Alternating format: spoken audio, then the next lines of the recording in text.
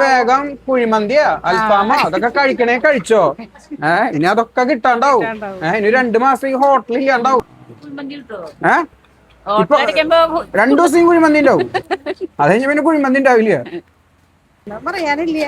അതല്ലേ യുദ്ധം വന്നപ്പോ നമ്മളെ വലിയ ബാധിക്കില്ലെന്നൊക്കെയല്ലേ നമ്മള് ചിന്തിക്കണുള്ളൂ. പക്ഷെ ഇങ്ങനത്തെ ഗ്യാസിന്റെ പ്രശ്നം വരുമ്പോ നമുക്കും പ്രശ്നം തന്നെയാണ്. കൊറോണ വന്നപ്പോ നമ്മൾ വിചാരിച്ചു അത് ചൈനയിലാണ്, അത് ഇവിടെ വന്ന് പപ്പടാക്കി പോയി.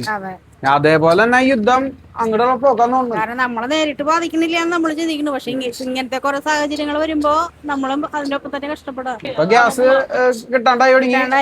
ഞങ്ങൾ രാവിലെ ഇവിടെ വന്നപ്പോഴും സംസാരം എല്ലാവരും അത് തന്നെയായിരുന്നു. ഗ്യാസ് ബുക്ക് ചെയ്തിട്ടില്ല. അനാവശ്യമാണ്. കാരണം എല്ലാവരും സമാധാനത്തോട് ജീവിക്കുന്ന ഏറ്റവും നല്ലത്. അത് നമ്മളെല്ലാവരും പ്രതീക്ഷിക്കുന്നതാണ്. ലോകാസമസ്ത സുഖിനോ ഭവന്തു എന്നാണ് പറയണേ. നമ്മുടെ ഭാരതത്തിന്റെ ഒരു അതാണ്, ഒരു കൺസെപ്റ്റ് അതാണ്. എന്തായാലും അങ്ങനെ ഒരു സമാധാനം ഉണ്ടാവും പ്രതീക്ഷിക്കുന്നത്.